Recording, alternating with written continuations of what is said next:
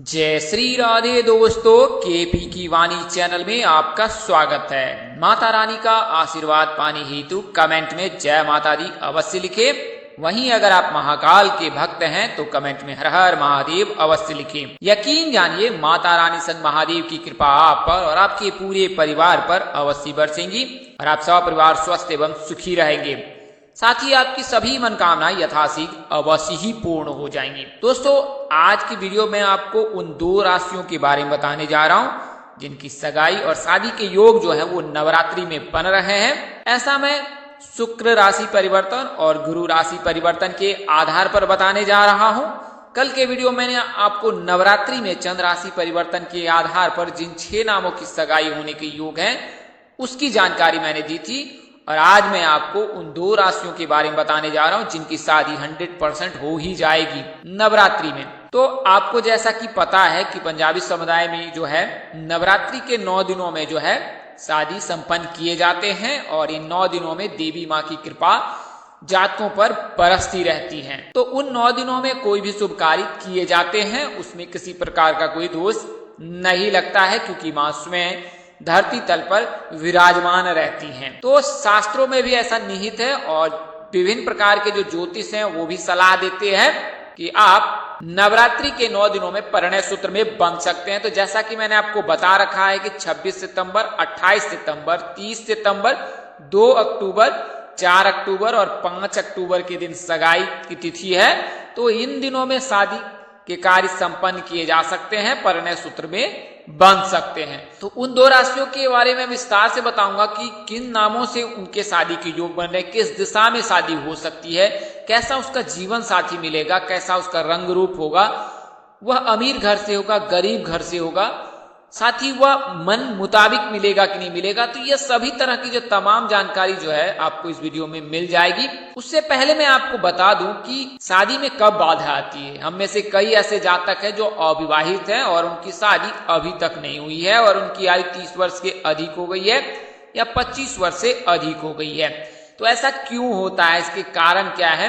सभी जातकों के मन में इस प्रकार के प्रश्न रहते कि आखिर क्या कारण है। धन संपन्न से सबल रहने के पश्चात भी कहीं ना कहीं चूक हो जाती है, रिश्ते टूट जाते हैं।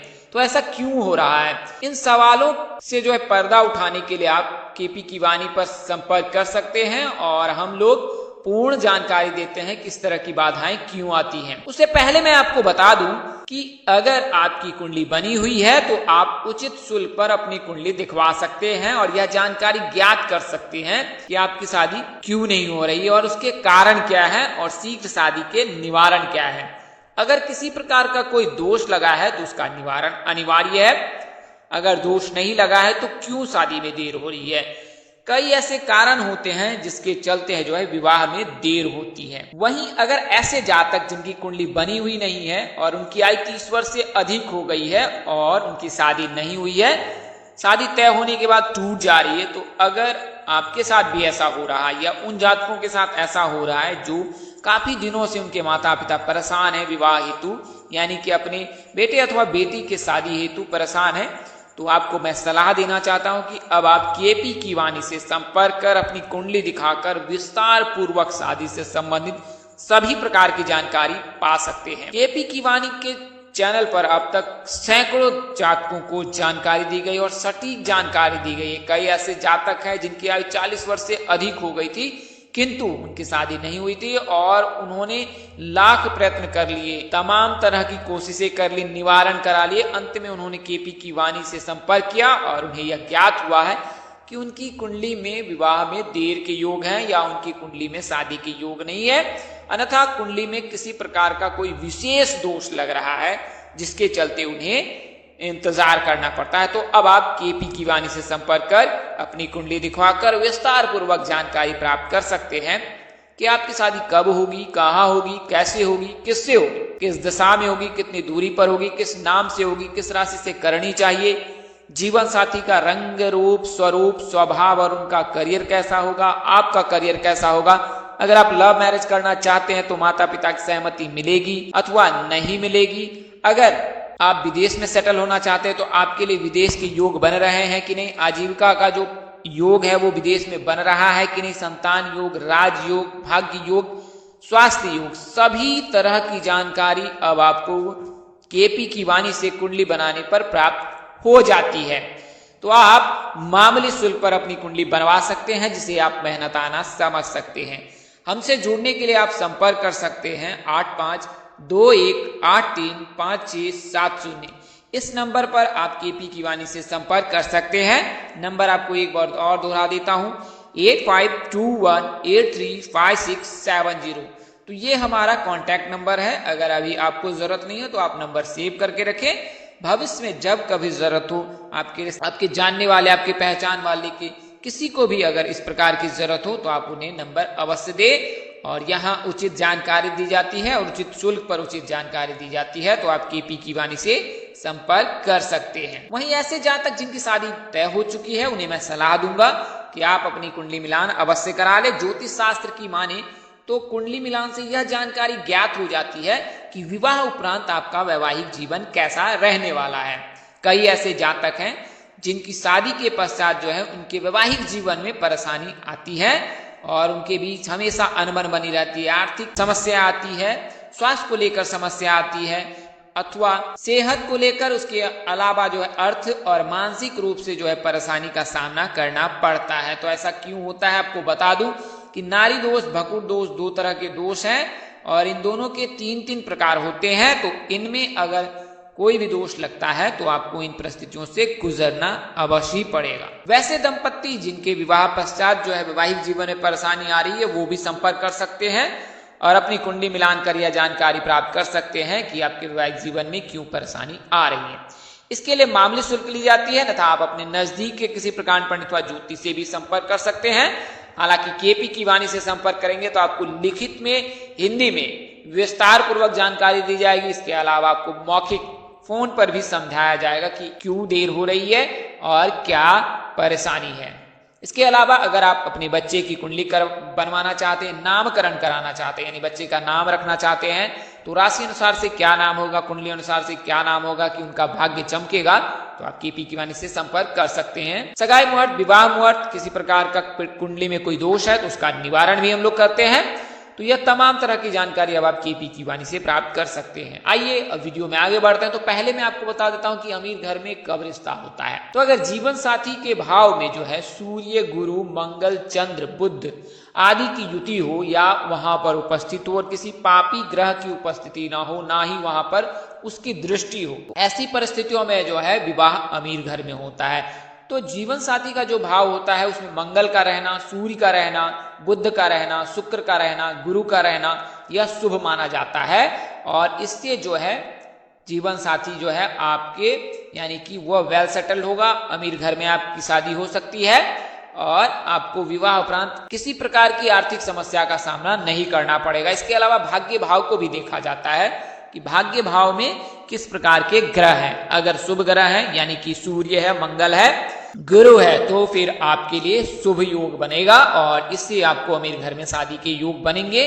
वहीं अगर पंचम भाव में जो है अगर गुरु उपस्थित है, मंगल उपस्थित है, दृष्टि है, तो भी आपके लिए शुभ योग बनेगा, क्योंकि गुरु के मजबूत रहने से मनचाहा जीवन साथी मिलता है और वह सरकारी नौकरी वाला ही होता है। वहीं मंगल के रहने पर भी सरकारी नौकरी के लड़के से योग बनता है, जबकि गुरु के रहने से भी सरकारी नौकरी के योग बनता है, सूर्य के रहने से भी सरकारी नौकरी के योग बनता है। तो यह तो जानकारी मैंने अमीर घर के बारे में बताई है। आइए अब वीडियो में आपको उन दो राशियों के बारे में विस्तार से बताता हूं। तो आपको बता दूं, शुक्र जो है राशि परिवर्तन कर रहा है 24 सितंबर को और सूर्य जो राशि परिवर्तन कर रहा है 17 सितंबर को। तो दोनों ही कन्या राशि में प्रवेश कर रहे हैं और कन्या राशि में शुक्र का गोचर जो है वो कन्या राशि के जातकों के लिए शुभ फल देने वाला। वहीं बात करें कि शुक्र किस राशि में उच्च होते हैं, तो शुक्र मीन राशि में उच्च होते हैं। तो इससे जो है मीन राशि के जातकों के लिए भी शुभ योग बन रहा है। और इसके अलावा जो है मीन राशि में जो है गुरु का भी गोचर हो रखा है। गुरु वर्तमान समय में वक्री चाल चल रहे हैं, इसके चलते आपको थोड़ी सी कठिनाई हो रही है। कई ऐसे जातक है जिनके शादी में देर हो रही है, अन्यथा गुरु के मार्गी होने के पश्चात आपके प्रबल योग बनेंगे। अब बात करें कि शुक्र का जो है राशि परिवर्तन और गुरु का जो है राशि परिवर्तन हो चुका है। शुक्र का राशि परिवर्तन होने वाला है, नवरात्रि 26 तारीख से आने वाला है और 26 से लेकर 5 अक्टूबर के मध्य जो है उन दिनों में जो है शादी के प्रबल योग बनेंगे। तो आइए उनके बारे में बताता हूं, उन नामों के बारे में बताता हूं, उन 2 राशियों के बारे में बताता हूं। तो वो 2 राशियां हैं कन्या राशि और मीन राशि। कन्या राशि के जातकों की शादी उत्तर दिशा में होती है। अधिकतम दूरी जो है वो 200 किलोमीटर हो सकता है ससुराल का, 0 से लेकर 200 किलोमीटर, क्योंकि यह राशि पर निर्भर करता है कि आपके जीवन साथी के भाव में कौन सी राशि उपस्थित है। उसी के आधार पर यह जानकारी ज्ञात की जाती है कि ससुराल की अधिकतम दूरी कितनी हो सकती है। तो कन्या राशि के जातकों की जो शादी है उत्तर दिशा में हो सकती है। कन्या राशि के जातकों का नाम अक्षर पी से शुरू होता है और पी अक्षर के अगर लड़के हैं आप, तो आपकी शादी सुधा, दामिनी, आरुषि, अंशु आदि नाम से हो सकती है। यानी कि ASD नाम के जातक से शादी के परिणय सूत्र में बंधने के प्रबल योग बन रहे हैं। यानी कि इस नवरात्रि में आपकी जो शादी है वो आरुषि, अंशु, सुधा, दामिनी, शिखा, सुरेखा आदि नाम से हो सकती है। यानी कि ASD नाम में से किसी एक नाम के जातक से आपकी शादी हो सकती है। बात करें लड़कियों की, तो लड़कों के जब आरुषि, अंशु, सुधा, दामिनी आदि नाम से हो सकती है, वहीं लड़कियों के जो है वो प्रतिभा, प्राची, प्रकृति, पूजा, प्रिया आदि नाम होते हैं पी नाम के जातकों के। वहीं इनकी शादी जो है अमित, अनुज, अमिताभ, दीवाना, साजन, संजय आदि नाम से होने के प्रबल योग बन रहे हैं। अगली जो राशि है और नाम जो है वो डी से शुरू होता है और मीन राशि है। मीन राशि के जो राशि स्वामी हैं वो गुरु हैं और इनके आराध्य देव जो है भगवान श्री हरि विष्णु जी है। गुरु की कृपा इन पर बरस रही है। वक्री में भी ये धन दान से भरपूर रहेंगे और इनके घर में सुख, समृद्धि, शांति का आगमन होगा। तो डी नाम के जातकों के जो है SGB नाम के जातक से शादी के योग बनते हैं। ईशान कोण में यानी कि दक्षिण पूर्व दिशा में, उत्तर पूर्व दिशा में शादी होने के प्रबल योग हैं इस नवरात्रि में। बात करें कि अगर आप डी नाम के लड़के हैं तो वीणा, शिखा, गीता, संगीता, स्नेहा, गरिमा, वंदना आदि नाम से आपकी शादी हो सकती है। इनमें से किसी एक जातक के साथ आप परिणय सूत्र में बन सकते हैं। वहीं अगर आप डी नाम की लड़कियां हैं तो आपकी शादी संकल्प, सोनू, सुधीर, संजीव, गौरव, विवेक, गणेश आदि नाम से होने की संभावना बन रही है।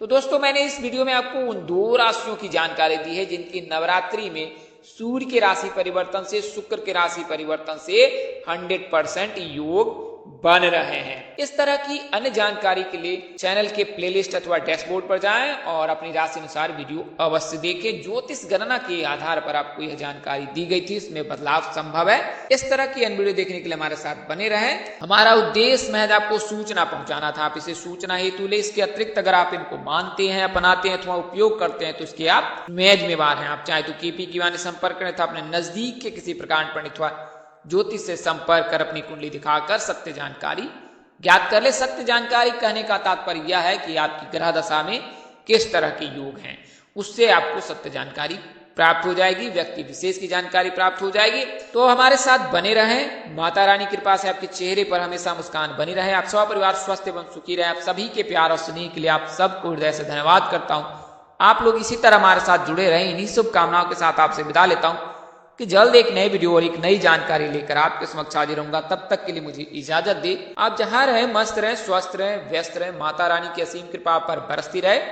परम पिता परमेश्वर आपको सद्बुद्धि, सत्मार्ग और आगे बढ़ने की शक्ति दे। नमस्कार, जय श्री राम दोस्तों, जय श्री कृष्णा, जय माता दी, जय वाहिगुरु।